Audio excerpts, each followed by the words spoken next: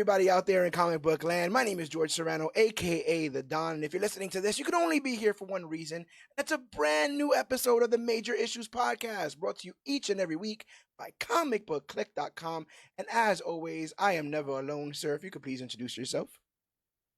It's me, Alex Garcia, aka The Cog, here to talk about some Wakanda action. Let's go. Yeah, we need a debrief after your last mission, but you weren't the only one on mission. Ma'am, if you could please introduce yourself. Hi, I'm Jessica, aka The Witch. The witch is here to talk Wakanda. We got some magic artifacts in here. That makes a whole bunch of sense. But this was a series that kind of just dropped out of the sky. It was something that had been rumored for a while, but because it wasn't in the news, I swore it was like one of the like Armor Wars. Like it's never gonna be a thing. They keep talking about Eyes of Wakanda, but it's here now. I remember there being a lot of talk about an Okoye series at one point that they were possibly trying to get off the ground. Denai Guerrera, and then there was talks of just a Dora Milaje series, and we kind of get the War Dogs. This is what this series is about: the secret agents of Wakanda, the War Dogs, go and they do a bunch of missions, mostly in this series to get back artifacts that have been stolen or find themselves in the wrong places in this. Before we get into our full recap and review, and this is going to be a short one because there's only been 4 episodes, I'm going to pass the mic over to you, Jess. What did you think of this series as a whole? I liked it a lot. I thought it was good. I have a very hard time following, remembering characters' names and stuff. So it took me like 2 or 3 watches to really know everything that was going on in this show because it's not like the characters that you know from Black Panther. It's all kinds of new characters. So yeah, it just took me a minute, but I really liked it. It was worth watching a few times. Yeah, definitely. I would say that I saw this once, and I didn't necessarily hook me the first time I saw it. It was not taking notes the first time I saw it. I had kind of I was going a lot going on in my life, so it was finding it was kind of hard to focus for a little bit. But ultimately, in a rewatch, paying attention, I think it was an incredibly rewarding series. I almost the little bit of me wishes it was like live action. A little bit of me wishes they had like the balls to do like a period piece. I mean, that would have been fucking millions of dollars, but you know what I'm saying? Like a cool little period piece sort of anthology series. But you've dealt with anthology series before, Comic OG. You've dealt with standalone series, one shots, things that kind of connect, might connect, or are retcon to connect. What did you think of Eyes of Wakanda? That was my biggest issue with this series. Artistically, gorgeous. I was blown away by the art, the opening intro that they changed to fit every episode was always stunning. The voice acting on point, but this kind of reminds me of Ironheart in that okay, it felt like this was meant to be something bigger, Mm-hmm.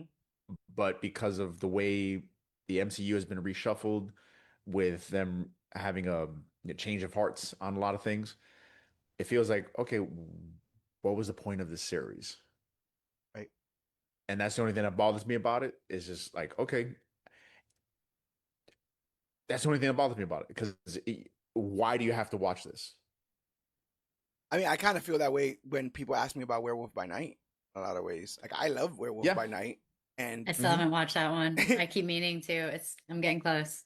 they definitely teased to very interesting connections in the MCU at the end, like where things could go, but we never pick back up there. And I would agree with you, Cog. I think that the biggest thing that hurt this is when it was released. I think very similar to the conversation we had last week about Ironheart.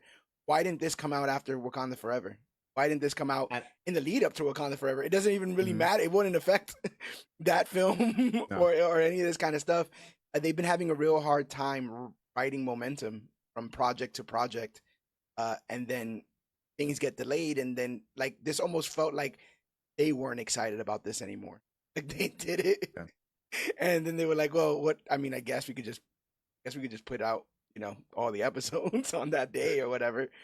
And that always screams a lack of confidence to me when you want to almost truncate all the social media talk to one week, right? Like I don't know how many people are going to be talking about this show after the fact. One of the things I liked about it, and it's one of the things I like about comics, is just the world building. The idea that these Hmm. places, Yeah. people, history, and tradition existed before when we, started paying attention to Wakanda. And then right at the end, like it literally ties right back into Black Panther in a kind of interesting way, depending on how you feel about timey-wimey stuff. Um, but what I found the most fascinating about this series is that it really plays into the duplicity of being a spy. A lot of this plays into like Yeah. sometimes you're not going to do very nice things.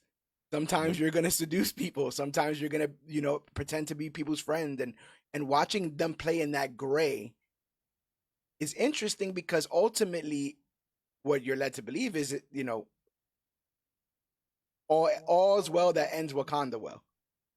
Right? Like so long as Wakanda gets back their artifacts and stuff like that, then there's really nothing that we should be worried about. But seeing characters in shades of gray in this universe that's very cookie cutter, these guys are the heroes, these guys are bad. I thought that was very interesting. Yeah. Did you pick up on any of those themes, Cog? Oh yeah. I mean, just the like you said, the duplicitous nature of many of these characters, and not just duplicitous, it's also the hypocritical nature of Wakanda as well.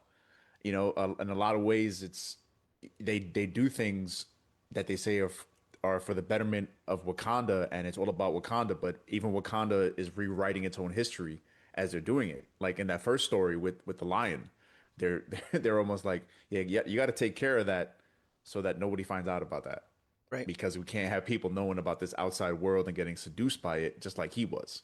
right. So And it's we pop around in time in here, but one of the most important aspects about Wakandan history is that quite possibly when Africans needed them the most, they kept their doors right. closed and stood isolationist. So, like, even if all this stuff looks perfect, they have been criticized for not intervening when brothers of Wakanda, people who've been exiled, when all those people were Right. subjugated to the horrors that befell Africa for decades and still do in certain places. Um, so I like that it wasn't cookie cutter. It's animation, so I kind of walked in wanting to see how dirty they were gonna get because this is the spy stuff. These are the elite soldiers. So I thought that was a really cool way to tackle it. I just wish they would have like introduced like one of these members in Wakanda Forever. Give us some sort of thread to pull on. We get one at the end, but in the beginning, I was almost challenged to like watch this on my phone because I wasn't sure Yeah. where the heart of it was. Now, ultimately, Mm. I did find myself just digging the main characters of each story, and they're short enough. Right, the 30-minute episodes, Hmm. 4 30-minute episodes, a 2 hour movie if you put them all back to back. So harmless, but I'm not 100% sure. I think if you are a Marvel person, if you like the world of Wakanda, and Black Panther as a series, I think this is a little bit of extra spice to that meal. But I don't know if I 100% believe it is essential viewing. Jessica, I made you watch a bunch of stuff back and forth. Do you think this is something that's essential viewing, something that you would recommend people have to watch, or more so, if you got the time? Yeah, I think it's more of like just you have nothing better to do, just evening kind of thing, like putting it on while you're doing something else.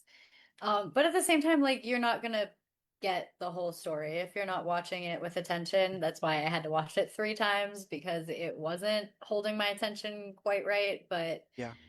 by the third, go through, I was like, I do kind of care a little bit about these characters. The girl in the first episode is really cool. The fact that the second episode is literally like real history and like mixing Wakanda in with that was really cool. I'm doing my notes on that Like, episode, and I'm like, I should know this stuff. Before they say who these people are, before they say why they're here, I'm pretty sure this is historical, and I probably should know who Helen of Troy is because she shows up at one point, and I'm like, Oh, Helen of No, Troy. I'm the Okay. worst. I'm the worst at history. That's my worst subject. And so I don't know history at all, but they were just at least names that I recognize. I've heard of Achilles. Yeah. Yeah. Uh, but yeah, so I think someone who has actually a background and understands and knows the history and cares about that stuff, that second episode is great.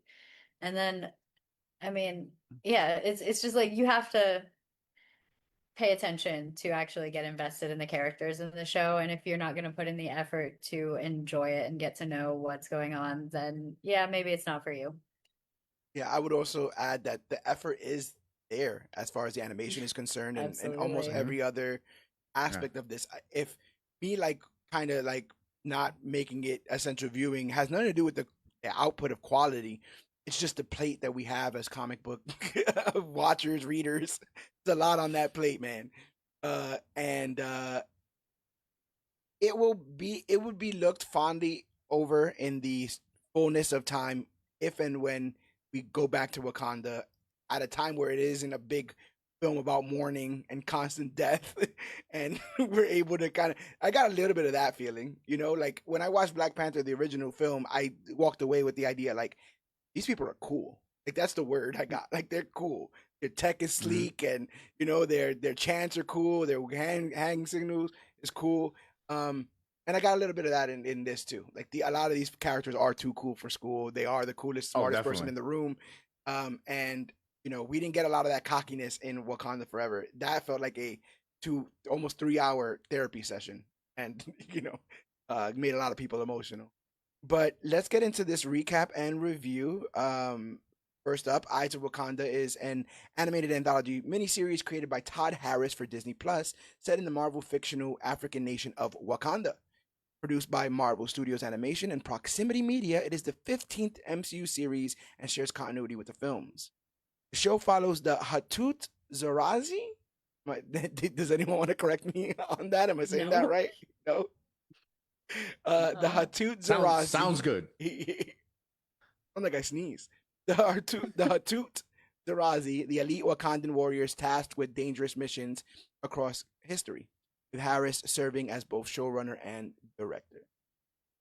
So we'll start off with the first episode, In the Lion's Den. Again, full spoilers for Eyes of Wakanda. If you have not seen it, we recommend you check it out if you have the time, and then you can come back and hear all this spoilery goodness. But our story opens in Crete in 1260 BC as a ship of pirates wearing lion masks stormed the shore. They cut down anyone in their path, led by a fearsome figure known as the Lion, clad in armor seemingly made of vibranium, though he makes no claim to Wakandan heritage. Amongst the prisoners is Nani, a Wakandan and former Dora Milaje who was expelled from the elite guard. Presence here is no accident. Wakanda has secretly sent her to capture Nakati, a once trusted member of the Hatut Zeraze, now disgraced and dangerous, who has stolen advanced Wakandan technology and abandoned his post. I really, really like this opener because, I mean, you were just talking about the historical significance, but how often did these pillagers just show up on ships and completely decimate whole societies? It felt like we were watching a little bit of a historical documentary, and then they have this woman captured and seemingly dead to rights. They have an entire group dead to rights, and it turns out she's not exactly who purports to. And we get this like flashback where we see her talk about being expelled as a member of the Dora Milaje and now being kind of enlisted to do this job. Cog, what did you think about this dynamic they set up early on? This woman who, in order to get back in the graces of Wakanda, has to go on this very incredibly dangerous mission in hopes to reel back a former Wakandan who might have gone a little bit too far. This hooked me. I'm a history buff, so seeing Crete on on the screen like this, I almost said the big screen. I kind of wish this animation was on the big screen because it's gorgeous. It captured me immediately, and then the intro for the episode was just like, wow, this they put some production into this. So yeah, I was hooked. The lion mask, because initially I'm thinking, oh wow, we're gonna find out that Wakanda back in the day was this conquering nation, and then maybe they reeled it back, and Yeah. that's what we're gonna find out about in the series. It's like no, it's some dude who went rogue, and then they're gonna use a rogue Dora Milaje because he doesn't know her. All right, Right. anyone else he'll see coming at him. So they get this Noni character who immediately she's engaging. I was immediately just drawn into her. I was like, oh, this is a cool character. I like this character immediately. I like the villain. They hooked me, and I almost wish the entire series was just her. Yeah. We get her And I got back. We get her excited. back in the next in another Right, episode. Yeah. and I got excited about that, but then by the end of that episode, I was like, oh wait, I don't think we're gonna get her Dead for a end. third episode. Yeah. So no, yeah, I was definitely hooked. I love the historical aspect of it because Crete was like a pirate island because it was so easy to get on that island. So back in the day, that was almost like what it was like. You know, you almost had to anticipate it. Like, all right, we're gonna get another invasion here soon. Yeah. So I really really like this. The hook got me for me immediately. I was into the show immediately. What'd you think about this setup? I really like, what'd you say her name was? I'm Nani. so bad at Noni, Nani. Nani or Noni. Nani. Yeah. I like her a lot. Um, and as I was rewatching some of it today on my lunch break, I'm just picturing my students like like, oh, you're such a little brat, but I'm so proud of you that you kind of like walk to the beat of your own drum kind of thing. And like that's a vibe. I liked her a lot. Yeah. Yeah. I like the cog mentioned another reason why she was chosen is it turns out that the lion has trained all the other members of the war dogs, so he would know even their tactics. And so she's kind of roped in that sense. But yeah, already been told off the rip that she's a rebel. You know, that someone who doesn't like to necessarily listen to rules. And so it's really interesting how they set that up because for the most part, everything in Wakanda has been centered around the Black Panther. I don't think we've Mhm. gotten really much narrative on other people. We you know we respect M'Baku, Okoye, Queen Ramonda, but seeing like the perspective of a singular Wakandan who is not even almost welcome back in Wakanda was a really really interesting point of view character.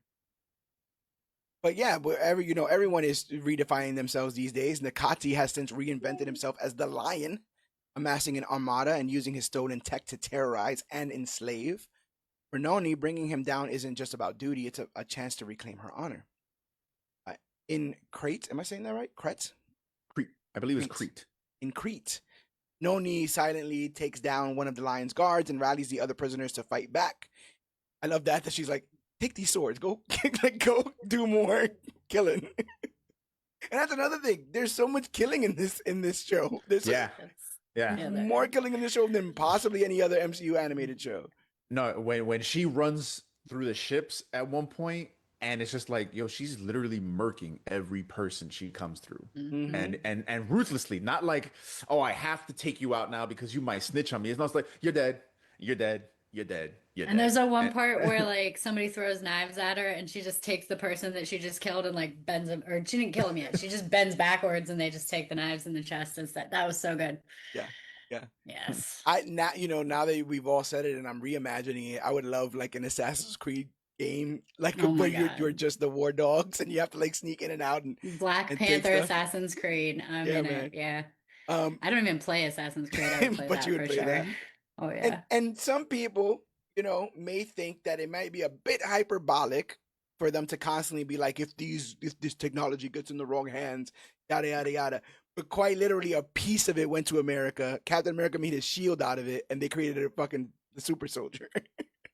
And they talk about that in Civil War. They're like, they took a piece of Wakandan technology and made a shield out of it, and it's true. So I like that we're back to Tony, that. Like, Anthony Stark, yeah, Howard Stark made this with scraps. I'm telling you, stealing scraps. So we did that already. Meanwhile, the Lion's forces begin landing in full on the shore. Sneaking aboard one of his ships, Nani discovers a grim truth. And again, animated people. This is MCU animated. The vessel holds a chamber of women stolen from their homelands and forced into servitude as the Lion's brides. When Noni steps in to protect one woman from punishment, she ends up blowing her own cover. A bit dark.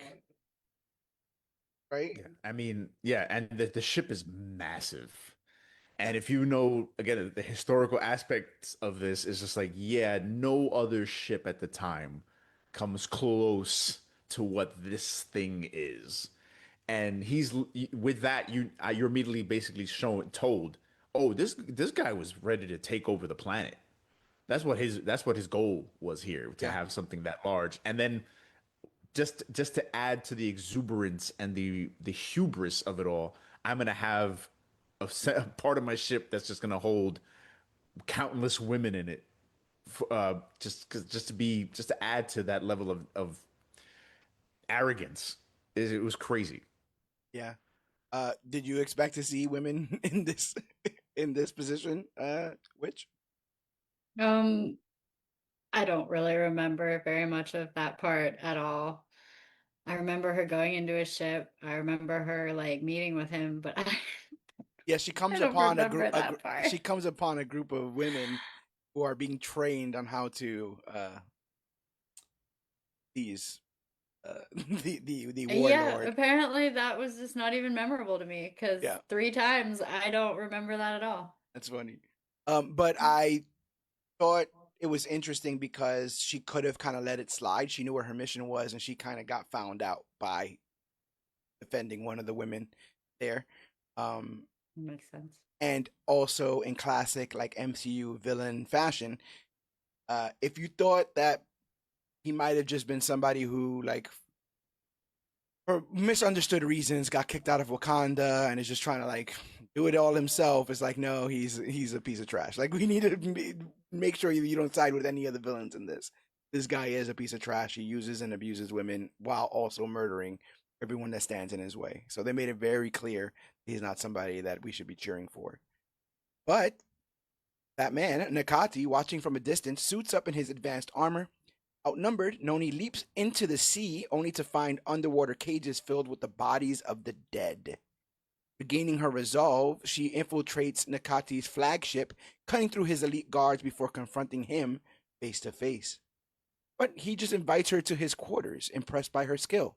When Noni demands he return to Wakanda, he claims the kingdom itself sent him here, and hence she hasn't been told the full truth, which I feel like is everything about Wakanda. I feel like Wakanda is, I Right. mean, as an American, I don't know how I feel about saying that it's just that they run on their own propaganda, but I think they run on their own propaganda, and so there is no doubt in her mind, Noni, that she was sent here for purpose, and he's kind of putting the seed of doubt.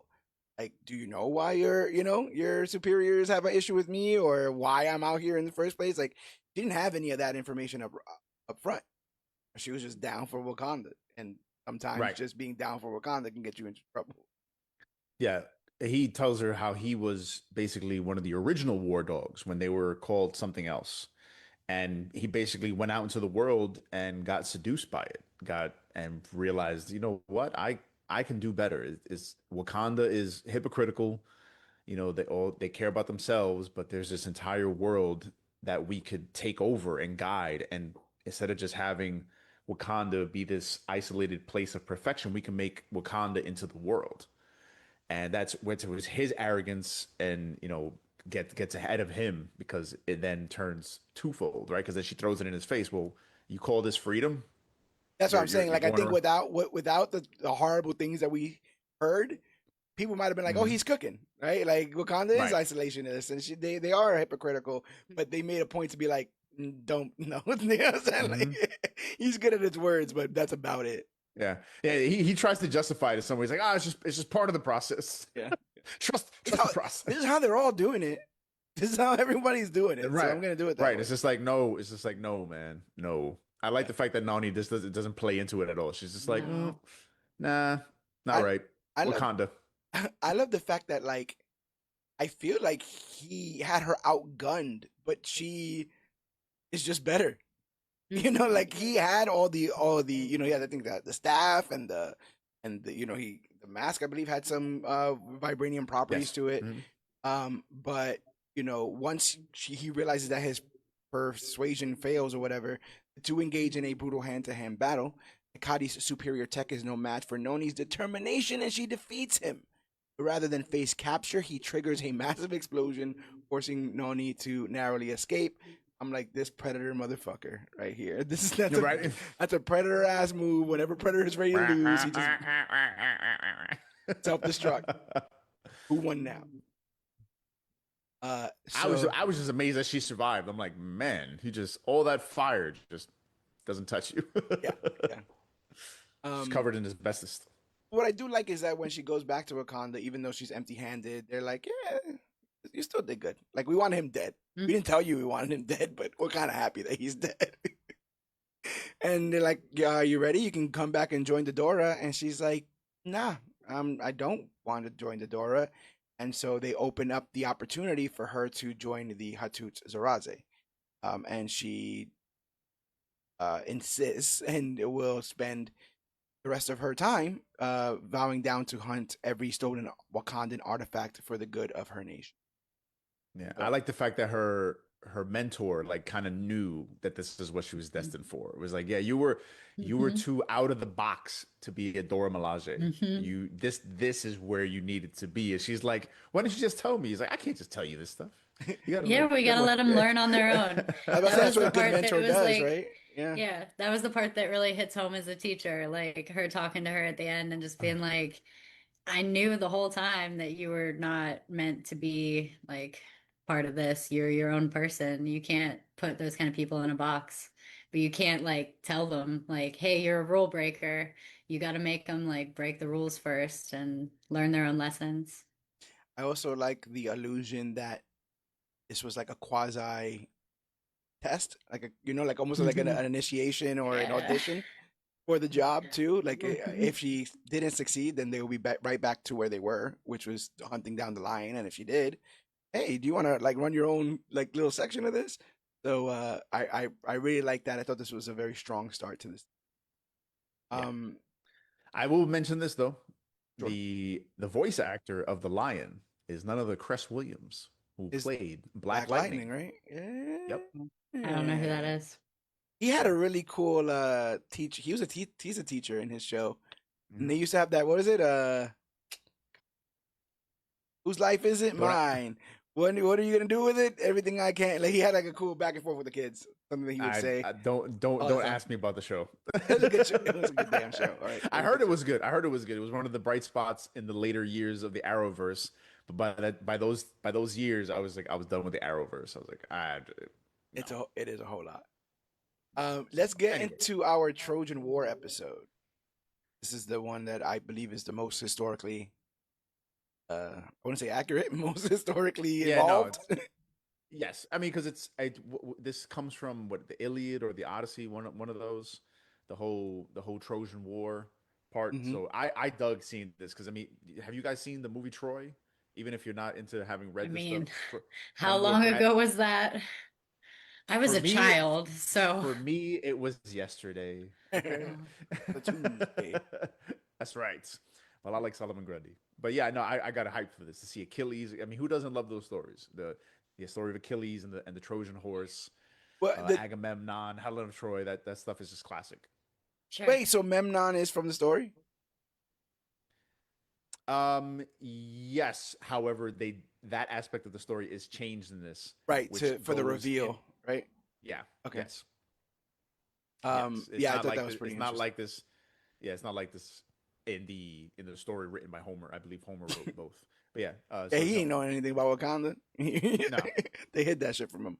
But they hit him with the they hit him with the MIB. Boing. I will tell you this, as someone who's not a historian, the fact that Achilles showed up in this is like a character showing up by the name of Titanic. Like, I'm just waiting for it to hit the iceberg. I only know this name for one reason, very specific reason. So when it did in the fullness happen, or he was targeted, it kind of made me laugh a little. Yeah. So our story begins during the Trojan War, where Achilles and the Greek army prepared to breach a heavily fortified Trojan stronghold. Among his closest soldiers is Memnon, who urges caution, but Achilles refuses to slow his advance. While surveying the battlefield, Memnon's attention lingers on the Trojan royal family, particularly the vibranium artifacts in their possession. When his comrades shout for Greece, he quietly mutters, "No, brother, for Wakanda." And I think that just that encapsulates this entire episode. Like when Mhm. that happened, I was like, "This is awesome," because he's on his own fucking mission. Like they are all Yep. brothers in arms, arm to arm, And but he is doing his own thing, and is he gonna be Right. able to not only accomplish his mission but get away, you know, scot free? That was all in Right. my head for this. Um, initially when I was doing my notes, I'm like, what are they? They're like trying to like breach, and then it's like breachers. It says in the Yeah. captions, it's like Greek breachers, and I was like, yeah, well, yeah, There they it are. is. They're breaching. Did this pass the sniff test for history, Jess? I am not a history person. That is not a me question at all. No, It felt like it. It felt right, but I could not tell you not a damn thing.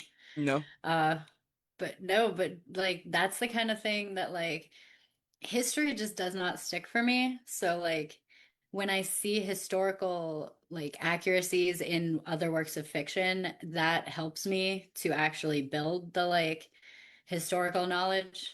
Yeah. So I will also like say you're not a stranger to lore, and no, no. while it may not be dates and events that you remember, you remember like legends and myths and Yeah. things of that nature. So this almost kind of is half and half of that, right? It's a story Yeah, told, a grandiose story told about a small moment in time, but it is of legend of in a absolutely. way. So that's pretty interesting.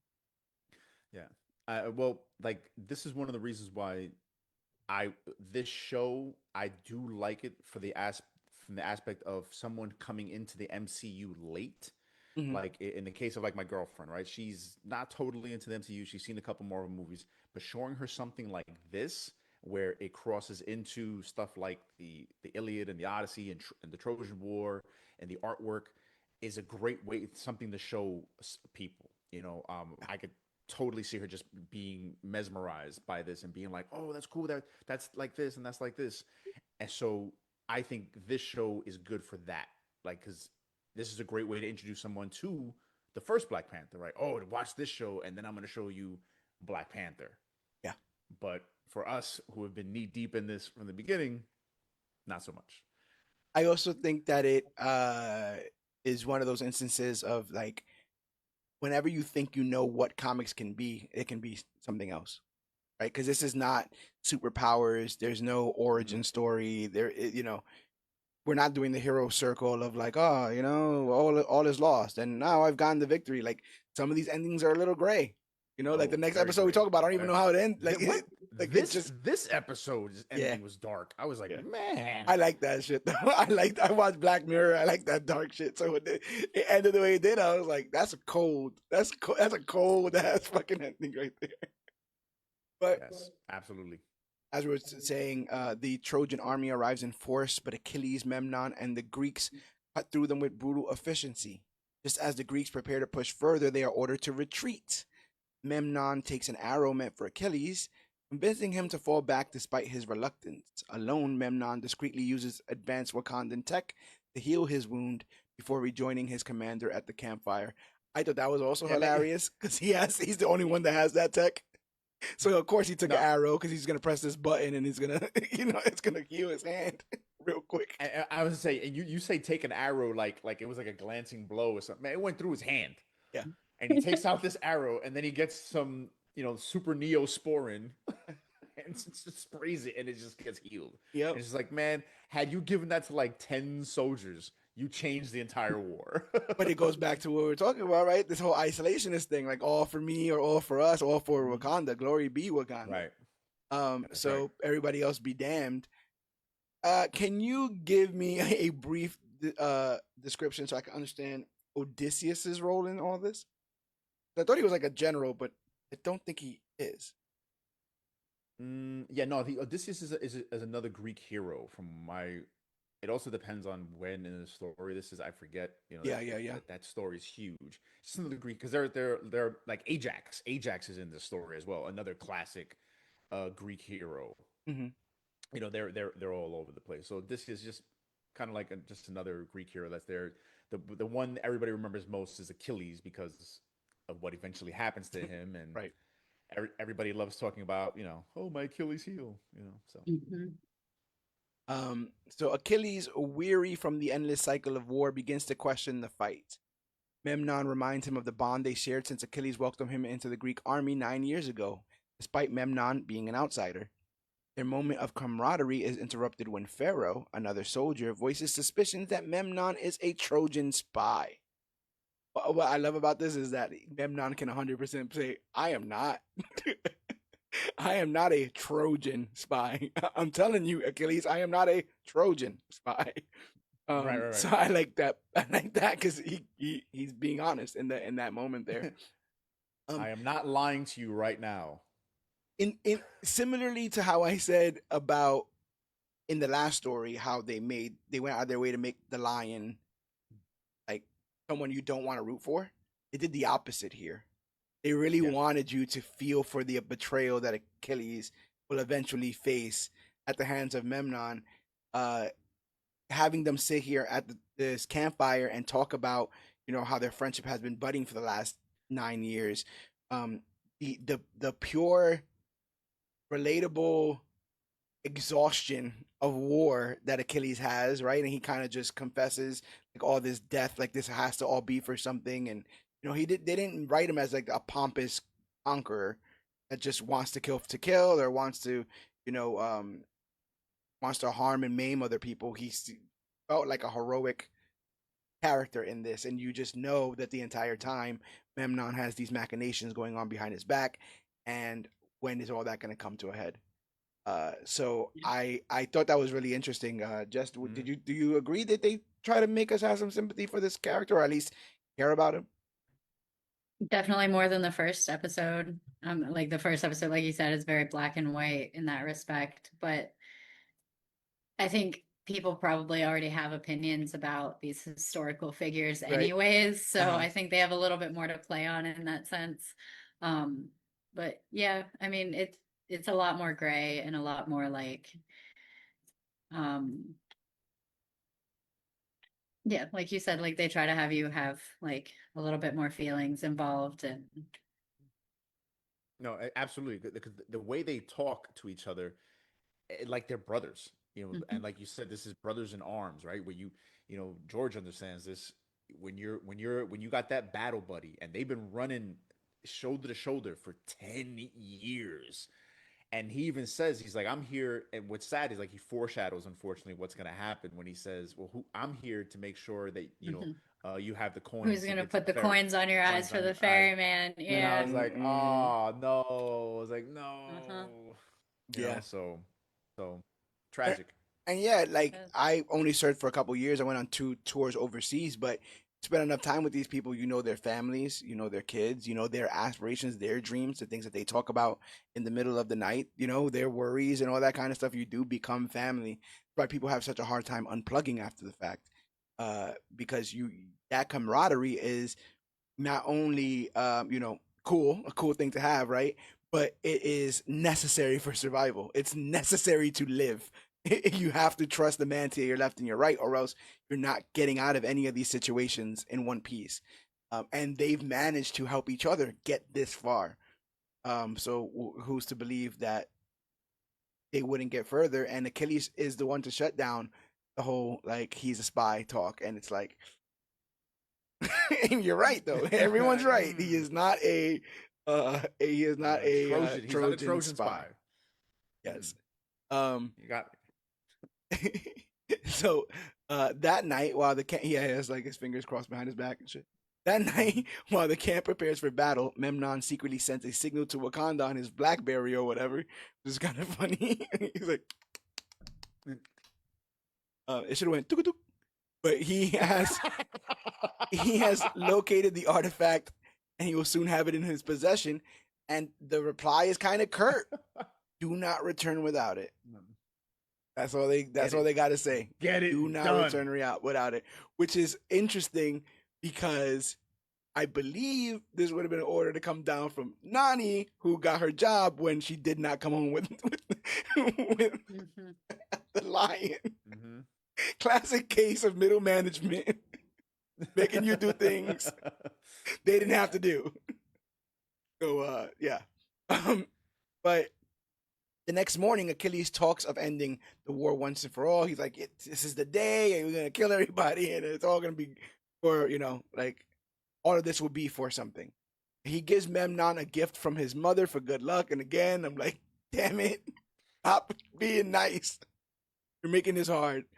And Memnon knows this, so he like kind of doesn't want to accept it, but Achilles refuses to let him refuse. The Greeks unveiled their master stroke, little thing people call the Trojan horse, and they use it to infiltrate the city. Inside, they silently eliminate guards before Achilles signals the full assault.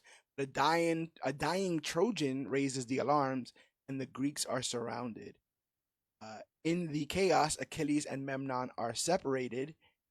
Achilles is captured while Memnon slips away to the palace, scaling the walls with his mission in mind. Boy, that shot. What an amazing piece of cinematography, considering you have to draw every piece of it, right?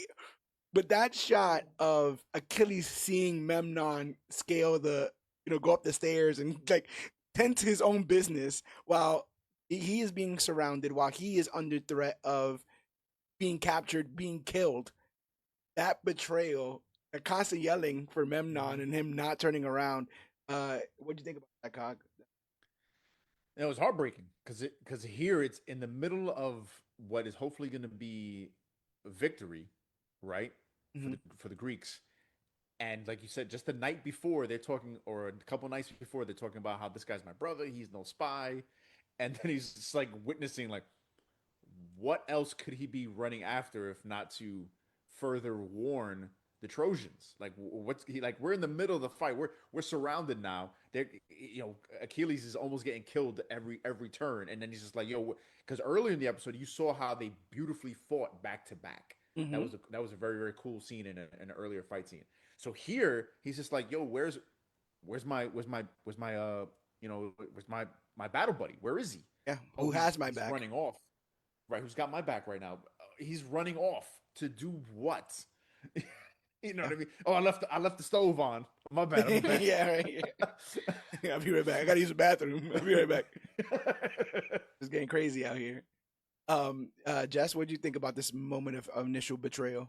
It gets more heated later on, but what do you think about this first moment here, where he starts to Um, possibly put these pieces together? I mean, we are supposed to be on Wakanda's side here. We're watching the Wakanda show, Yeah. so I feel like No we're not sympathy, no rest for supposed the to. weary, no sympathy. It's like it's hard to kind of like. I mean, we all know how Achilles dies. We like that's part of his story. I feel like Spoilers. I feel like when you already know like some of like that kind of stuff and you're expecting it, it's like I don't, it's not a matter of sympathy. It's like I already know this guy's story. I already know what's coming, and it's just cool to see how that's gonna play out. It becomes So like a like, cold eventuality. You just know yeah, where yeah. things are gonna go. So it's like watching a slow motion car crash. You know it's crashing. It's already crashing. It's gonna crash. We're just kind of watching how when does it stop Hmm. spinning? When does it stop I flipping? Yeah. I didn't think they would have the nerve to have it end the way it did. I thought it was gonna. When we get there, I'll explain what I thought was gonna happen. Because what does happen, I was like, wow, I can't So believe they took it this far.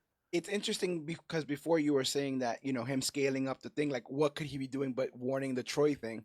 I didn't get that there, but I definitely got in the next scene. But yeah, they completely connect because um uh when Memnon gets to the top, he confronts Helen of Troy and takes the vibranium artifact that she wears, ends up sparing her life.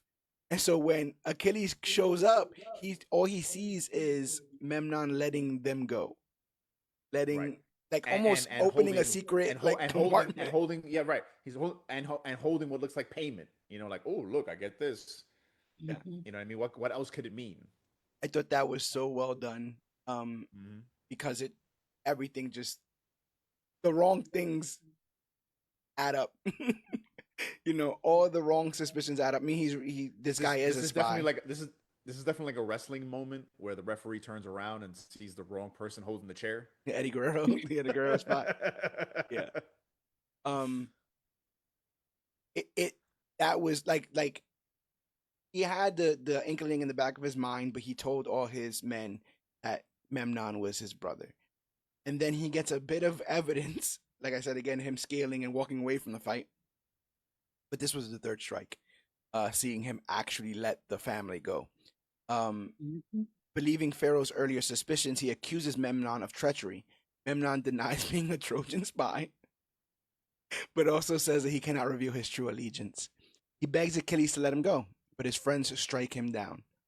What follows is an intense personal duel. Achilles fighting for what he believes will win the war, this artifact, and Memnon fighting to fulfill Wakandan duty.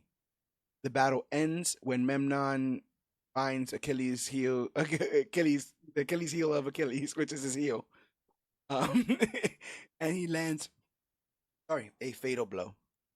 As Achilles dies, he asks if their friendship was all a lie, and Memnon says not everything, placing coins over his friend's eyes in accordance with Greek tradition, like you were saying was hinted at early on in this. Um, that was like I got bromance vibes from this. Like that level of betrayal, Mhm. he really cared about Memnon. Like he really truly did, and Right. I think they did. This third act becomes just like this beautiful and tragic and angry and justified, and like it's all these emotions wrapped up in one, and then it just gets very quiet as Achilles is taken down, and I'm like, is they gonna kill him? Mhm. And they're like, yeah, yeah, that's his dead. Yeah, because the fact that he kills him, I was like, wow. I thought what was gonna happen was you see how Memnon originally is just trying to go, like, all right, I'm out. I got the Wakandan trinket. Mhm. I'm gone. And then Achilles like just jumps over the wall and jumps on him, and they go into this fight. I'm thinking an arrow is gonna then come peg him in the ankle, and it's gonna be like, oh man, like, oh, I gotta sit here and watch you die now, and you could have just let me go, and this wouldn't have happened. No, Marvel Animation and Ryan Coogler were like, nah, Bakai Memnon is gonna kill Achilles. And Yes, if like, you know how vicious that is to grab someone by the leg and cut their ankle. but ultimately, right? He dies because it's one of those like I'm gonna walk away, and he tries to like stab him or something, doesn't he? Yes. Yeah, And he because gets like yeah, in the because gut.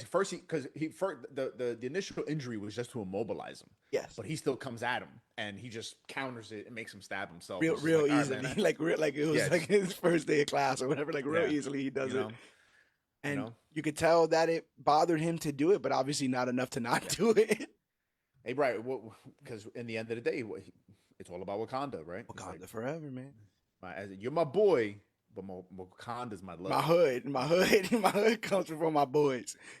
Memnon returns to Wakanda with the relic, reporting to Nani, the same warrior from the Lion's Den mission.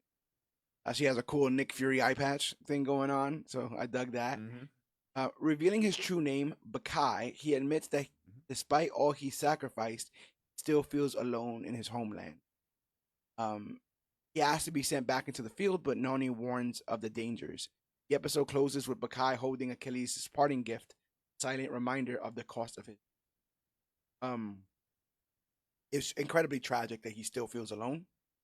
All he wanted to do was Yep. come back to Wakanda, complete this mission, come back to Wakanda. He's been undercover for 9 years. This isn't a Noni situation where they sent her out. She did what she had to do and she came back. He's been living undercover as a Greek soldier for nine Right. years. Being And called then a whole nother name, whole yeah, other name. mm-hmm, You're building this whole other life. Just imagine how many times you got to add something to your story yeah.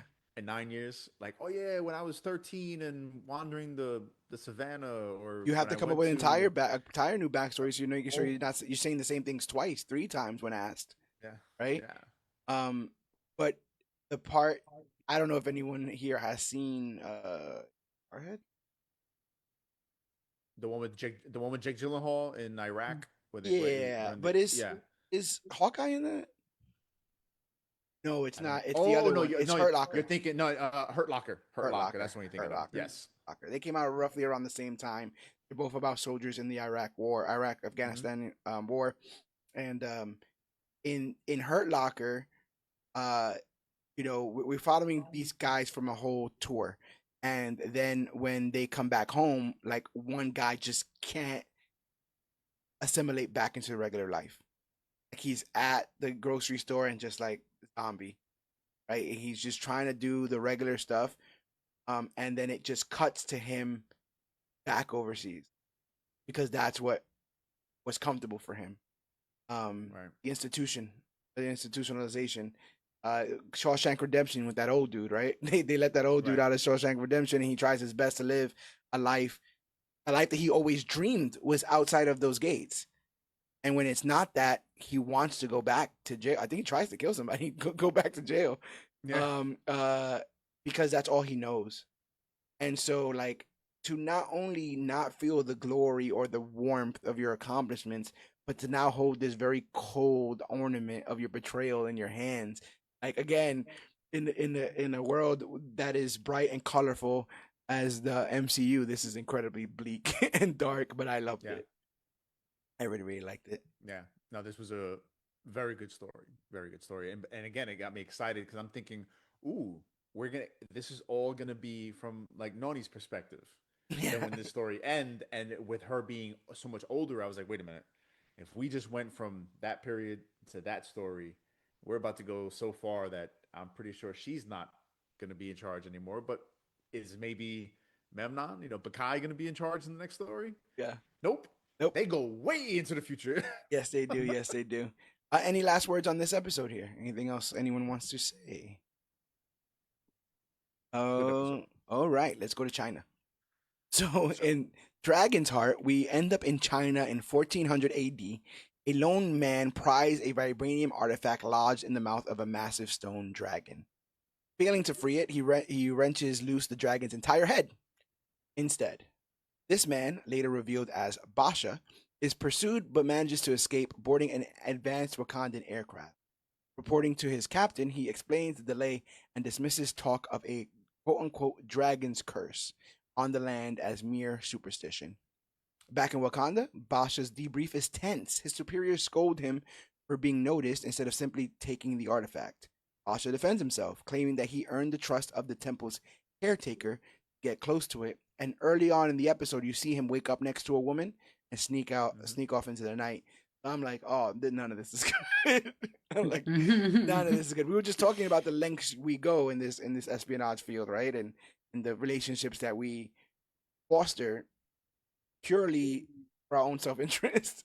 And I could already feel that Basha has a air of cockiness that the other characters doesn't Yeah. don't or didn't have at the time. He Right. has he's Basha, but he's brash. One more letter in there, right? And Brasha, he that's how this character comes off.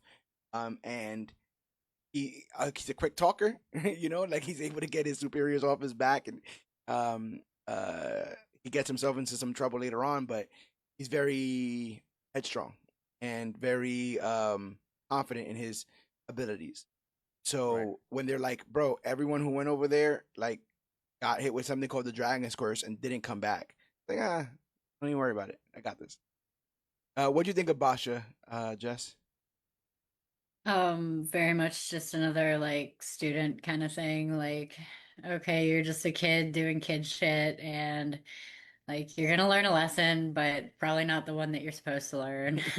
And I don't think he does learn the lesson he should learn, like, but Yeah. uh, you know, he caused some problems. Overall, he comes back and like fixes the problems that he caused for the most part. So Yeah, I love the I think it constant works use out. of I love the constant use of training exercise to umbrella explain anything in the MCU that you know just seems a little bit unusual. But what do you think about Basha? A different flavor of protagonist for this. What do you think, Cog?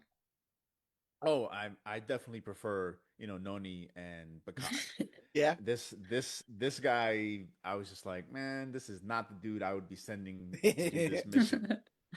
He's like you said, he's brash, he's arrogant, he thinks he's got it, and you could tell you just betrayed a whole bunch of people easily and with a smile, and then he again, it's the hypocritical nature of this. It's like, well, I'm willing to desecrate these people's thing because I have to undesecrate Wakanda. It's like Hmm. that's wow. Talk about just being like, yeah, my civilization matters way more than yours. Sounds like another Fucking person. colonizers. Yeah. Oh, we'll get to the British Museum soon enough. But yeah, no, I completely agree with you there. There is a little bit of that hypocritical nature, and there's also like there's all this pomp and like all this stuff about their procedure and all this stuff, be secretive and all this stuff. But then like when the intruder comes, no one's a match. Like no one, they have nothing and no one to stop it. So the impenetrable Wakanda, maybe not so much.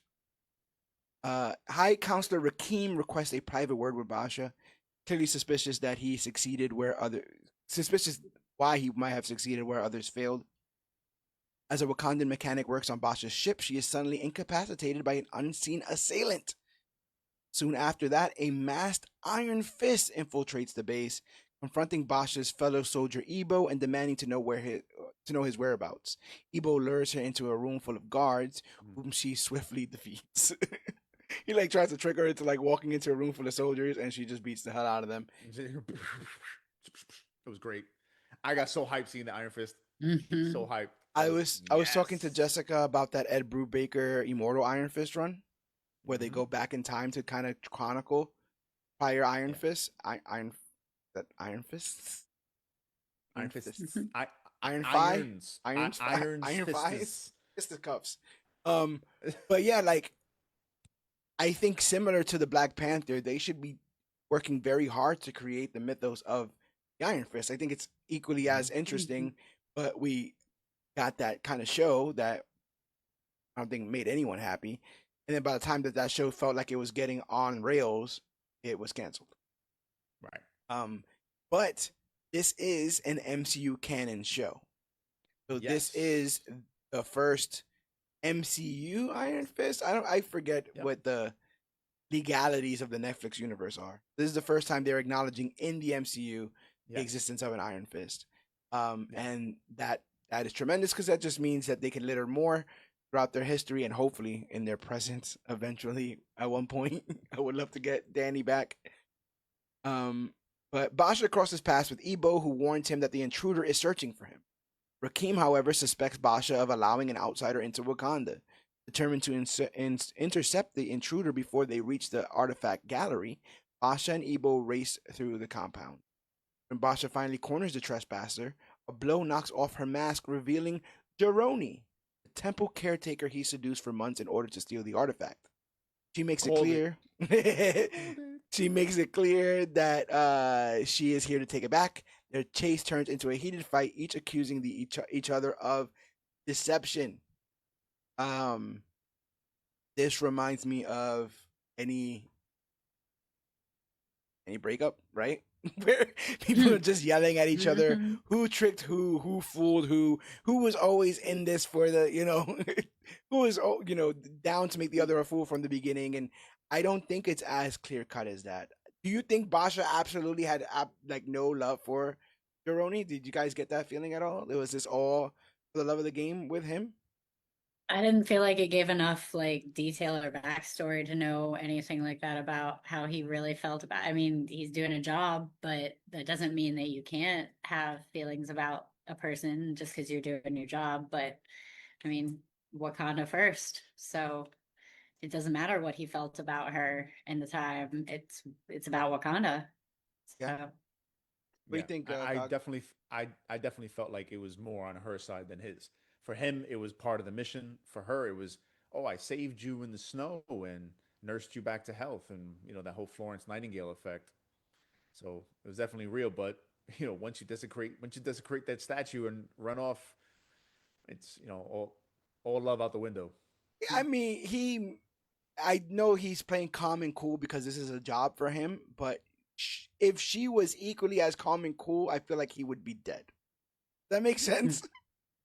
Like if she was able to take the emotion out of it as much as he claims he has, then this is just a man who stole from her people and deserves to fucking die. Like it's a guy who came in, seduced her, took a traditional sentimental artifact from the temple, and then ran away and took it home. Like, to Well, me, yeah, that's what I'm saying. Like, yeah, that's why I say like she still really cares for him and also wants answers. Like, yo, where am I? Who are you really? What is this all about? What the hell is going? Because think about from her perspective, right? From Mhm. Wakanda looking out, right? They know their truth and they know what the world is like. hmm For her, it's just like, yeah, I know about Kunlun, this mystical city where I got this cool fist power, and I know about my world, but where the hell am I right yeah. now? But also like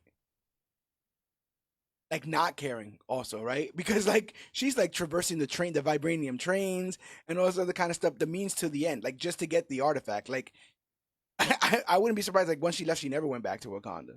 She was just like, you know what, those I, guys are crazy I don't over there. know. Those guys are crazy over there. It I is mean, what think it about it, is. man. She was in a ship that flew. This takes place in the year like what, 1200, 1400 AD. Yep, yep. something like that. You know, Yeah. like, oh, yeah, I'm gonna get in this plane. What's a plane? I don't know. Um, I and the thing is, like, this is again, you talk about the Achilles of it all, Jess. So in this instance, I know that the Iron Fist can at least give a lot, if not all, challenge to the Black Panther, and Basha is not the Black Panther. So in my mind, I'm like, this can only end one way. If this is truly the Iron Fist, this can only end one way. So as he's like fighting her and he briefly traps her with a vibranium weapon and demands to Ooh. know how she matches his every strike, she reveals her secret. And what I love about her revealing this is, again, I already know, most people seeing the mask already know, but I don't know if it's contractually obligated, but I feel like every time they explain it the exact same way. She defeated the legendary dragon Xiao Lao, plunging her fist into its molten heart. They always say those the molten heart of Xiao Lao, plunging the fist, all this stuff. Which again, Well, it's just like someone saying the Green Lantern oath. Like it was one of those moments for me, like, oh yeah, it's coming yes, down, the or I Lord. was, right. I was just like, or just like the Avengers, and there came a day unlike any other, Yeah, you know, yeah. where the greatest heroes banded together. Like I know It's this story. exactly. So channeling that power, she shatters his trap and floors him. I thought she was gonna die. I thought this was gonna end with her just grabbing it and bouncing. You know, but I think they kind of wanted to go in a more comedic route with this episode, because it almost becomes like Dad's coming home and we have to like clean up before he gets there, kind of shit. Mm-hmm. Because Ebo arrives and moves to subdue Jeroni, but Basha intervenes. I mean, is that any evidence of any Maybe. feeling Could be. there? Because I he's like, mean, don't arrest her. he's not gonna give up what he came for, and like she's not leaving with what she wants to leave with, but does she need to die? Like, yeah. So maybe he has some kind of feelings about her there. But once she's already been inside and seen all the secrets, it's like you weren't getting out alive now. But Or is she? Or is uh-huh. she? Meanwhile, Jeroni heads. That's why I like that they're having this like battle of like ethics, and she just goes to go take the thing. She goes back to what she was there to do. And like this entire time, if you have not seen this episode, what they're fighting over is this stone dragon's head, where the tongue looks to be an Wakandan artifact, and that's what they've been fighting for this entire time. And that's what I am of the belief that she is here to take, the dragon's head with the vibranium artifact in it. Turns out she don't give a damn about the vibranium artifact. She just like snaps it off with the greatest of Yeah. ease, and then Bosch is So like, "Wait, she what the uses fuck?" she uses the Iron Fist to do it Oh, she does. because anyone, yeah, she does use the iron, like she charges her hand to do it because no other person could do that. Okay, because The he tried Yeah, earlier and he couldn't. right, right. Makes sense.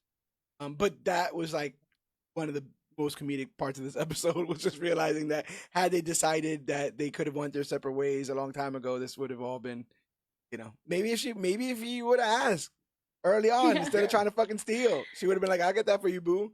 Here you go. You want to come back over after you're done fucking bringing it over there?" Um. So yeah. Uh. So.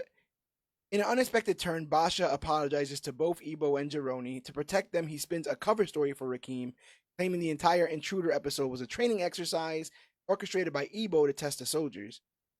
Rakim, impressed with Ebo's initiative, lets him go. Lets them all go. Then Ebo then helps both Basha and Jeroni escape, and then the episode just kind of ends abruptly. Yeah. I thought it was kind of strange. Yeah, I was like, well, they kind of like you said earlier. I was like, does she go back? Do they run Does off to he go someplace back? else? Does Right. he It's go just with her? What do you yeah, it's think? just like, oh, I'll show you like I think he says like something like along the lines like I'll show you how to get out of here. Yeah, yeah, It's yeah. like, Do you think he does goes? he? Does he? Do they make it? Oh yeah, right. Like you Yeah, just see like a mural in the next Black Panther of the slaughtering of the first Iron Fist that walked through the couldn't get out the gates. Uh, but we are ready for our last episode, the Acts of Adwa, which would what really ties this show together with the greater Black Panther mythos that we've seen on the screen. But our story opens up in Adwa, Ethiopia, in 1896 AD, where Wakandan Mhm. operatives are tracking a vibranium artifact in possession of a local merchant. Agent Kuda, a seasoned war dog, and Prince Tafari of the Wakandan royal family attempt a discreet retrieval, but the situation grows tense. Kuda calls for a retreat, but Tafari slips away, managing to seize the artifact. Kuda chastises him, but Tafari quotes Director Nani, the first Wakandan to recover a stolen artifact, and they kind of just agree to disagree. Um, got a lot of like Aladdin vibes from Tafari. Like he just sneaks away and Yes. steals the whole axe with absolutely no issue. I was trying to initially figure out why there was two people. Why would someone even take on a uh mentor or mentee in a very dangerous situation like this? But I like that it's revealed that he is like he's a prince, but he's not the only child. Therefore, he's not Right. automatically going to be granted the rank of Black Panther or King. And he's trying to uh carve his own path, create his own destiny. Here. Um, what do you think of that idea? I mean, that's an idea from before, right? Like that the high ups, the royalty would want to kind of like play in the mud a little bit. What do you think about that, Cog? Well, no, it not just play in the mud, but make their own legacy. Because he knows, like, I am not destined to be the Black Panther, the King of Wakanda. And even if I am to have it happen, I gotta hope for two people to die or to have something happen to them. So he's trying to make a path for himself, right? He's like, all right, I'm the third in line. What destiny can I create for myself? Because if I don't, I'm just gonna be known as the brother of the king. Yeah, That kind of sucks, you know. So I dug that aspect of the story in that he's like, all right, I want to do something with my life, do something challenging, something crazy. Let's do this. Let's go for this. yes, you're an educator. Where do you channel? How do you channel all this energy here? Do you just let the man Um, go out there in the field and figure out his way of life? Is Kuda being a little bit too overprotective? I mean, I'm very big on letting kids make their own mistakes. Um, my classroom is a little bit of a zoo sometimes, and things get broken and spilled, and mistakes are made, and then you learn from them. But if you're not making, taking those steps on your own to do, figure out who you are and where your place is in the world, then someone else is going to tell it to you. Someone else is going to give you a place and tell you who you are. So Yeah, I can't imagine being part of like a royal family in the first place, yeah, but to be like that far down the line to like you're just going to constantly be in the shadow of the people that you care about. And that's hard because then that breeds like resentment and like just family conflict and stuff. So oh, I've seen I think Loki. it's great. Yeah, exactly. But I think it's great, especially for people that are in a situation like that, where it's like you have some form of like destiny or path that you're supposed to be on, but also like you have to go out and get it for yourself too. Yeah. I think that's pretty cool. Yep. And you got to believe that the weight of this meaning of life or meaning in life that he's searching for is heavier because of his royal heritage, right? Because like the carpenter's gonna have a son, and the son's gonna be the carpenter, right? Like that's usually how that goes. Make ends meet. We're just trying to live. but he knows that how quickly people become legend because Kuda is a legend in his own right. He is a legend as a war dog. And at one point, Tafari says, like, I sought you out because of your legendary exploits, but like you have fallen short of those myths because he's being overprotective, because he's being so you know, a helicopter parent. How does this work? Overbearing. Yeah. Overbearing. Absolutely. Mhm. Overbearing. Does that make sense to you, Cog? Is he in the right here, Tafari? Has Huda kind of fallen from grace? Um, yeah. I mean, the guy's he's willing to be average, Yeah. whereas he's like, yo, let's do something great. So I can see that. And then what's about to happen, really forces that hand. Like, hey, now what do we do? Yeah. I also wonder though if it's easier to gamble your own life than it is to gamble someone else's, right? Like all the exploits that Kuda was on, maybe he felt cool to do all that shit because if he died, okay, he died. But like Right. there has to be some Well, he's importance to like, being like the babysitter, not the babysitter, but you know what I'm saying, not of the well, royal not prince. just the babysitter, but he himself, Kuda, talks about how he has a family he wants to get back to. Yes, yes, He does. You know what I mean. So and think about. I mean, this who it seems like most of these trips take some time. They don't yes. happen very quickly. I think probably the quickest one that is Noni's story, right? And that's only because they literally sent her to where to go. Yeah. Everyone else is like, "Yo, go to this area and find the thing and get there, and we'll see you when you get back." However long it takes. Mm-hmm. So this, Mhm. you can imagine the same thing. I mean, where does he find that axe? That thing was hidden in like behind the clock Yeah. in the middle of a war. Right. So this didn't happen over a short Right. period of time. I would imagine this is probably at least a few months, maybe even a year. You know what I mean? This guy Kuda's like, man, I got a wife and kids at home, man, Yeah. and I'm babysitting you. And if Let's the go. and if the truth is that his legend has been solidified, he doesn't really have anything else left to prove. It's No, the only thing is Tafari to that prove does. is right. You know. And worse, he's like, yeah, I gotta take you on a trip to prove yourself, and if you get killed, then I'm out of a job, and maybe I get executed Yeah. because I Yeah. got the son of the one of the princes killed. Yeah. So they're having this discussion about whether or not Kuda, has fallen from grace, but their discussion turns to the power of stories in shaping history. Safari confides that as the younger son, the throne is not his destiny, so he hopes to leave his mark as a war dog, like we were talking about. Their conversation is cut short when an invisible assailant uses advanced tech to flip their vehicle. The attacker, encased in high tech armor, fights for the possession of the axe. Working together, Kuda and Tafari subdue the figure only to hear her speaking Wakandan.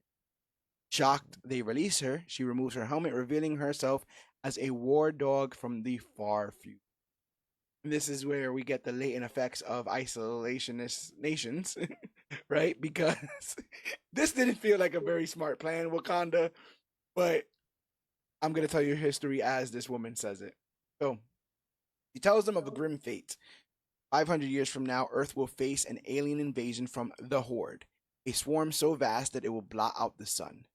Though the nations of the world unite to fight, Wakanda remains isolationist, refusing to aid them despite having the technology to tip the scales. After the other nations fail, Wakanda becomes easy prey, and the Horde just kind of slaughters nearly everybody. This is that poem or whatever, right? Like they came for the whatevers, and I wasn't one of them, Yes. so I Right. you know, and this is like literally that brought to life like the idea that they saw this coming and just locked their doors in hopes that it wouldn't come through their door. How much hubris is that? How much is, I feel like they kind of asked for it in this sense. Yeah, like we're okay. We're okay. Until you're not. Where is everybody? Where is everybody? In the world. Where's everybody in the world? Wakanda was the last to fall. Jessica, does this scream true of the cockiness and hypocrisy we were talking about before of Wakanda? Yes. Very arrogant. Um, but just really sad. Like, that's just so lonely. I am a big community person, so like the idea of like I just have everything I need and I'm totally cool by myself, like that just I can't even fathom that because as soon as I'm like, oh, I have most of what I need, who can I share it with? So I really just I can't wrap my head around that. I'm a little communist or something. I don't know. Well, the thing is, like, I feel like in most depictions of Wakanda, it's the idea like the world is fine and they're just also fine. They're just not telling everybody how good they have it. Where in this instance, and like how Killmonger said in Black Panther, it's like sometimes they were fine when everybody else wasn't, and they did not extend a hand or aid or any of that stuff. How many Africans died, right, because of their inability to act or unwillingness to act. But in the end, in that future, only a handful survive, including the Black Panther, who was also the Queen of Wakanda. Desperate, they build a time gate to send her back to one critical moment in history, the day the axe was taken. And again, I'm like, what? Why? I kind of recognize the axe, but I was like, what? Why? Why is this a thing?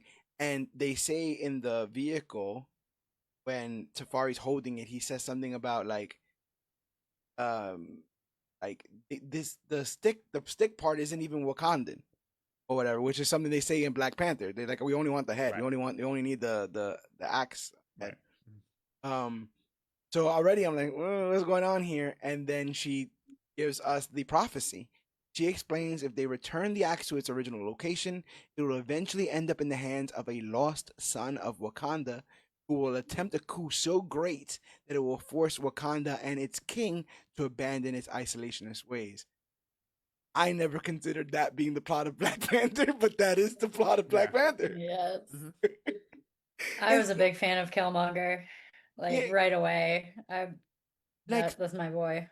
so when you see that, like the idea that that moment trickles down all that way, I never saw Eric Killmonger's rebellion being the lead to Wakanda opening its gates, but that's exactly what happened, and it happened because Killmonger was so um has so much vitriol for everybody on the outside that enslaved blacks and mistreated Africans and all this other kind of stuff. He was ready to wage war in several continents at the time. Um, it's kind of weird that his extremist nature yielded a benefit that would eventually save 500 years of Wakanda. Like it's that butterfly effect stuff. I thought it was pretty interesting.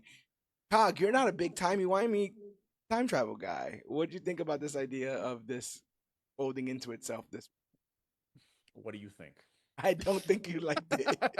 No, when they to go through these 3 episodes that show Wakanda's place in history to then end with a time travel episode, I was just like, ah. Yeah. Especially because especially up until this point, I'm liking Kuda, I'm liking Safari, I'm liking this dynamic. To Mhm. then have time travel be introduced, I was like, no, Oh, I could totally be without this. I you could to me you could still tell this story, like the idea that okay, this axe is going to be because we've already been seeing this from the first episode. So why else show this weapon if not to link this to Killmonger?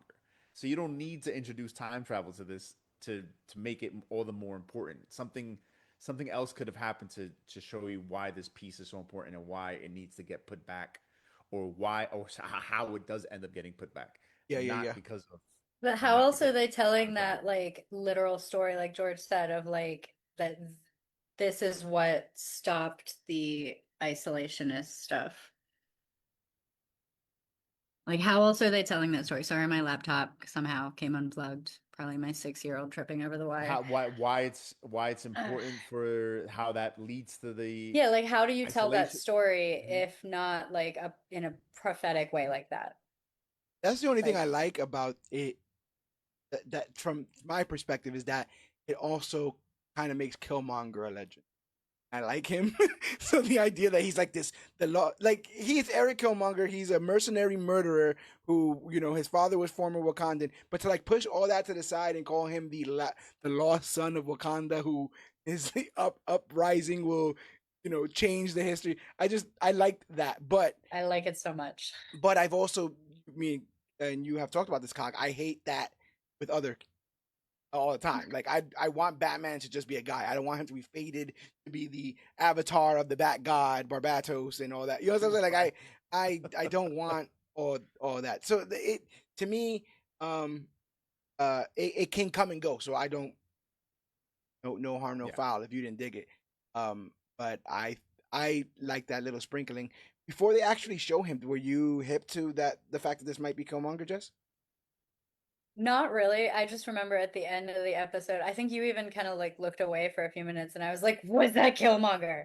And you were like, what? And Okay, then we let's try to rewind rewind. it, and What? rewinding on Disney Plus is damn near Oh, don't rewind impossible. Disney Plus. You can't rewind on Disney Plus. It will just freeze the app or freeze the episode. You have to back all the way out and come all the way the hell back in. She saw me go back to try to get like 30 seconds of dialogue, and I couldn't get it back enough without it freezing. It was quite frustrating. But anyway, Kuda suspects a trick from this future woman, but she reveals knowledge that only Tafari could know. He will one day have a sister. Moments later, she's pulled back into her time.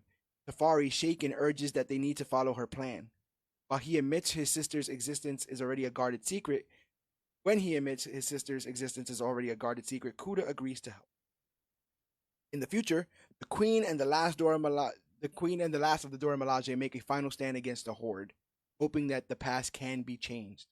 Back in Adwa, Kuda and Tafari fight to return the axe. A collapsing column nearly kills Tafari, but Kuda shoves him clear, taking the blow himself. I thought he was dead. Me too. He passes out at one point. Like he closes his eyes, Yeah. and I was like, "Oh, Right. there goes Kuda." It's all over, King Kuda. But gravely injured, Kuda orders Tafari to finish the mission. Truly want to be a war dog. Tafari does so. He returns the axe and he saves Kuda's life. There's a lot of talk about the legend that they now have from being able to accomplish this mission and what the future holds. And Tafari just kind of like offhandedly says, like, I really wish I would have been around to see the future that we created. And so the episode ends with a flash forward. Killmonger stands in the British Museum staring at the axe, setting in motion the events of Black Panther 2018. Because he would then use a South African to steal that axe, Claw, and then he will kill Claw, kill his girlfriend, and use Claw as a key to get into Wakanda and throw the king off of. He got a lot of shit done in that week. He threw fucking. Serious. He Talk got about a a lot. to-do list. He got a lot of shit done. But that is the end of that episode. What I wanted to do before we got out of here is, what do you think was the episode that you enjoyed the most, and what was the episode you think you enjoyed the least? I'm using that terminology instead of best and worst because folks were different folks. Right. But what do you guys think? I will go ahead and go first to give you guys some time. I want to say my favorite episode might be the Achilles episode, because of the dark shit that I like and the way that ended. Least they're all up there. That's actually a hard one for me. I think that the Iron Fist one was the least. I like the conclusion of that the least. I don't feel like that chapter is closed. I don't feel like I got a satisfactory, like the lesson was learned, or now it just felt like I felt like the episode probably went longer and they cut it when they left Wakanda. Right. And they were like, oh, that's all the budget we have. But Cog, what do you think best or most enjoyable for you and least enjoyable? Yeah, most enjoyable I would have to go with is the Memnon Bakai episode. I just all that the classic story, using the backdrop of the Trojan War and that story to tell that story, and just the tragic ending and how what matters more, friendship over country, amazing. My least favorite one, and kind of like you said, it's not even like I didn't hate it because there's a lot of that episode I do like, but time travel just will always be at the bottom for me. So the last episode for me was definitely my least favorite. But like Tafari and Kuda, I really liked that dynamic. And even in the end, when the whole idea of we saved the day, but no one will ever know, and that is the nature of being a war dog. I really really like that. I like that. I can dig that too. And again, you're nothing but consistent. At least you're consistent. Jess, what did you think? Ironically, I think the second episode was my least favorite. Interesting. Um, just for all the reasons you guys said you You liked it you pretty know much. Fair, bro. You don't understand you can bromance, bro. That's what it is. You you don't know understand when you with your listen, yeah, exactly. bros I guess not. and you give your You bros can mute. gifts. You're able to mute her. You know that, right? I would never take her voice away. That's a Little Mermaid thing. But so that is your least enjoyable. What would be your most? As you guys have been talking, I'm like torn between the first and last. I like Interesting. both of those a lot. Bringing it back to Killmonger, really like that was cool for me. Seal the deal. Like I said, that's my boy. I like him a lot. But the first one, God, what was her name again? Nani? Nani. Nani. I was really into her. I really like that. Like, Mhm. it's always about the characters for me. So yeah, I guess I would have to go with that one because she was the one that stood out the most and was the coolest of all the like original characters for sure. Yeah. I think this was a short, brief, just entry back into a really cool world, a really cool culture, even though it's made up, even though it's, they created it for this, created from the comics and stuff. But I liked coming back here and I liked dealing with this technology and people and I just really wish it would have came out around the time of Wakanda Forever because I would have been more ready for it. Um, Mhm. I remember this being again rumored for a very long time, but we didn't even have it on our release schedule because we didn't know when it was coming out. And then it was like Well, announced, oh yeah, by the way, we're dropping them all on a day, and it was like, okay, I think kind of like with Ironheart, right? Ironheart was supposed to come out back in what 2022, yeah, something like that. mm-hmm. 20. And I think this was also probably supposed to come out around the same time, and this was probably all originally built on the back of the person who we tragically lost, Chadwick Boseman. Everyone figured if not for him passing away, I'm pretty sure one, Wakanda Forever is a completely different movie. 100%. Two, we probably have Black Panther 3 by now. Mm-hmm. And all these things, Ironheart, Eyes of Wakanda, all come out much sooner. And we're basically setting up, Black Panther to be the leader of the Avengers. Yeah, yeah, it'll be a But completely because different he landscape. Yeah, completely different. But because he passes away, which is why I'll never crap on Wakanda Forever because Ryan Coogler showed that we're gonna take away your main star and you're still gonna produce a very watchable movie. yeah, I thought it was very good. I don't. A I just lot of don't think people, it's oh man, that fun. was That's the only thing. I just don't think it's fun, and well. non-fun movies get less rewatchability from me. Like I can put on Ragnarok asleep. You know what I'm saying? And you know, oh Thor, son of Odin, oh Surtur, son of a bitch. Like I got that whole script in the back of my head uh in this. And again, like it was so effortlessly cool in Black Panther 1 that 2 just feel like an elongated funeral. We deal with Yeah, this with the death of Chadwick both in real life and in this in the medium. character. Yep. Then we'll deal with the death of Queen Ramonda. Spoiler alert if you haven't seen that. And they're both already dealing with the death of the father who happened which happened in Civil War.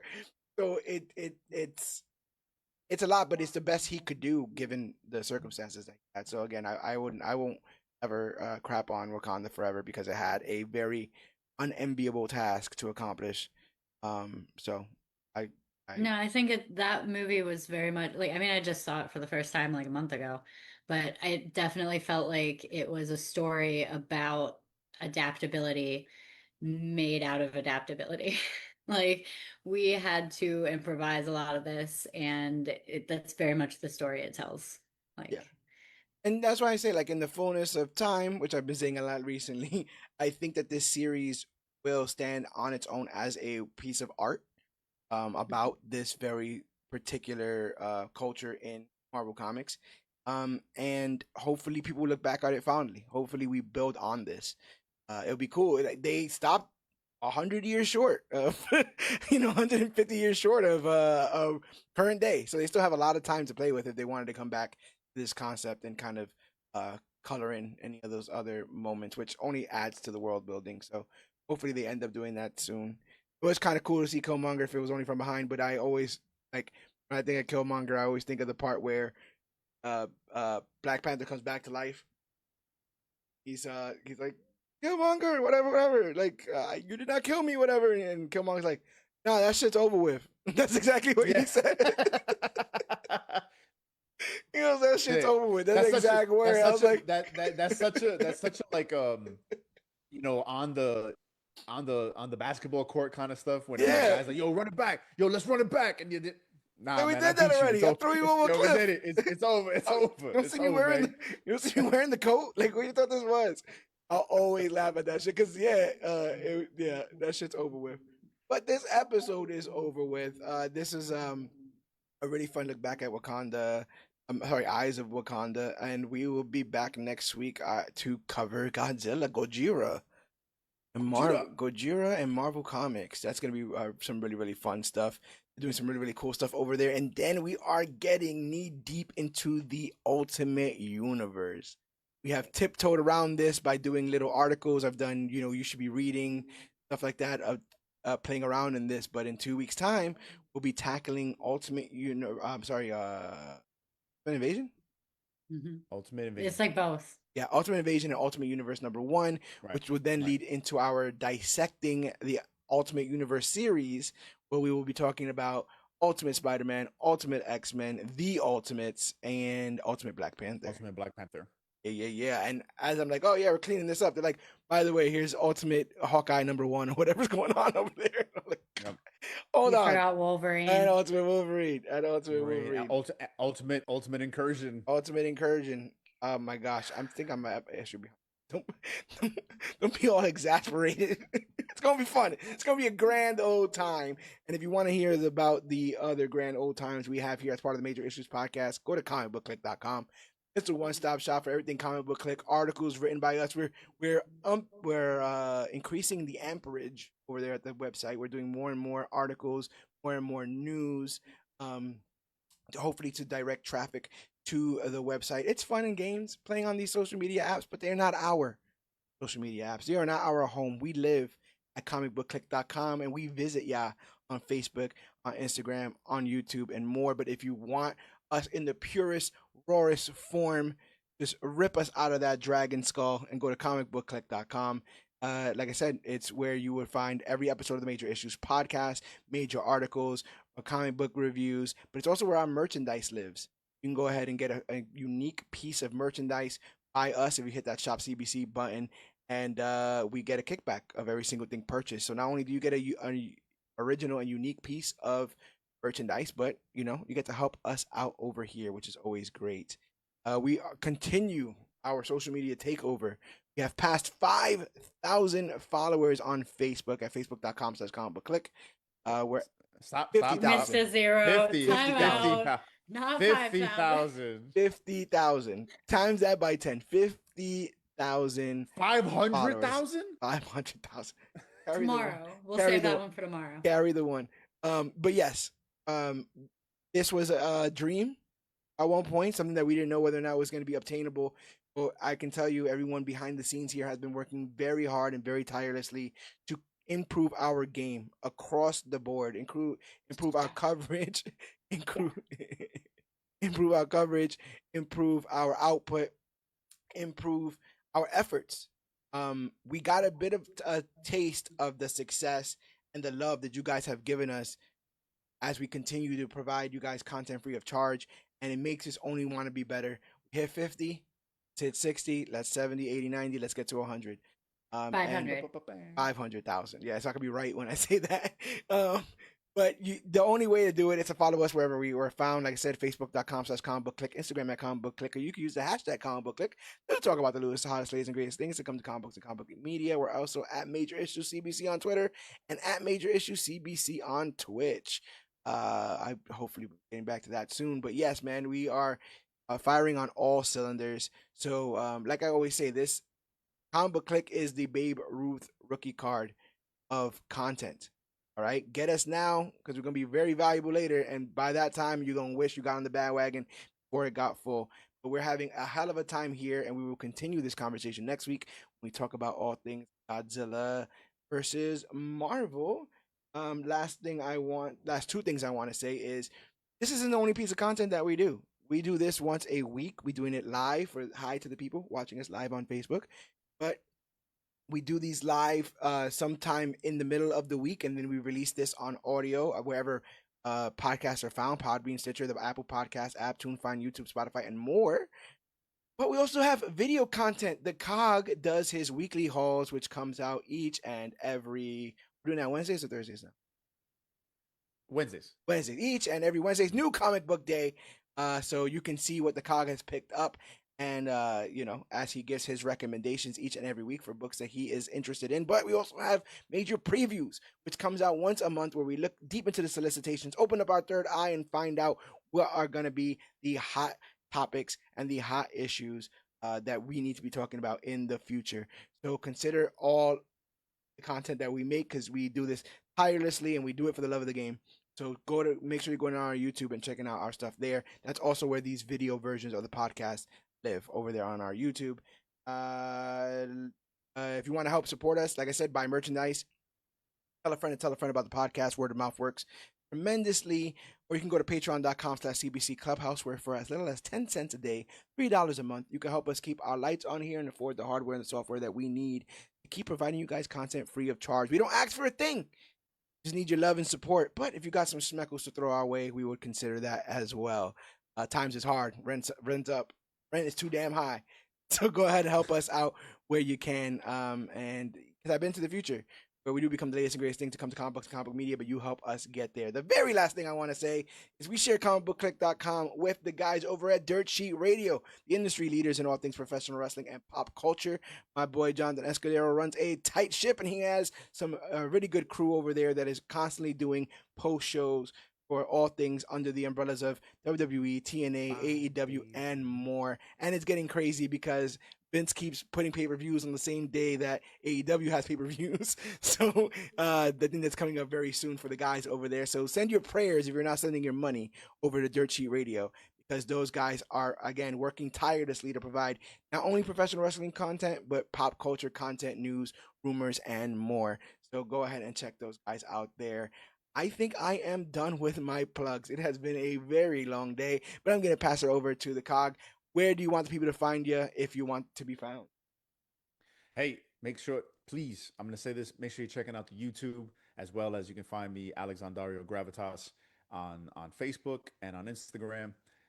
Check me out, but most importantly, hit up the website, comicbookclique.com, the YouTube. You're going to find all our best content. Yes, we're working very hard to prop up our YouTube as just another avenue for us to do all the content that we love. What do you want to tell the people? I mean, I'm on Facebook if you want to find me. I'm not hard to find. You can find me all over Comic Book Clique's Facebook. I don't know. I don't do anything. I'm just here. Also, so I don't know why you'd want to find me, but don't write Comic Book Clique. I like friends. Don't write Comic Book Clique bad emails, because she will probably read them. I will. Yeah, I will. If you email us, I will email you back. Yes. So consider that. You might have a pen pal right here in the Witch. Consider that. But hell of an episode. Thank you guys for giving me your time. And let's put a button on this by saying, my name is George Serrano, aka the Don. And I'm Alex Garcia, aka the Cog. Jessica Roberts, aka the Witch. And this has been our Eyes of Wakanda recap and review. And remember, whether you're a spy or a traitor, a warrior or a king, have the gift of the Iron Fist, or miss the gift that was Chadwick Boseman, remember that we are the Clique.